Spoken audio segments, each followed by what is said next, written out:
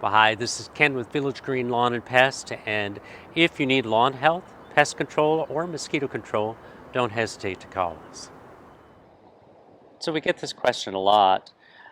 My sod has just been installed.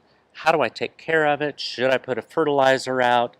Should I mow it? And when should I do all of these? So sometimes the installer will say, please don't fertilize. And we always want to respect that. Most of the time, what they're talking about, though, is a high nitrogen fertilizer.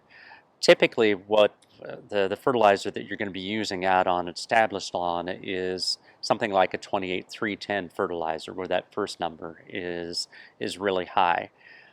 We do recommend putting out a fertilizer, but it's a root stimulating fertilizer, and the one that we like to use is an 1846 10 ratio or analysis.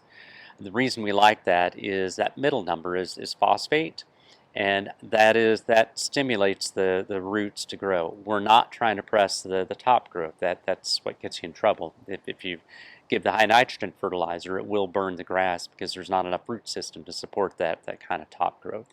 So that's why we use the 1846-0 diammonium phosphate fertilizer that we like to use on our newly installed lawns. The other question is, well, when should I mow it? And what you want to do is just tug up on the corners of the sod. And you can see this. This is fairly new sod, or it just was installed a few days ago. It tugs right up. As time goes on, usually within a week or two, as you try tugging up on the corner of that grass, it won't come up, and that's when you can mow the yard. Usually that's within just a couple of weeks.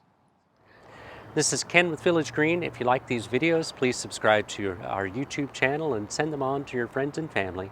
Ken with Village Green, local experience you can trust.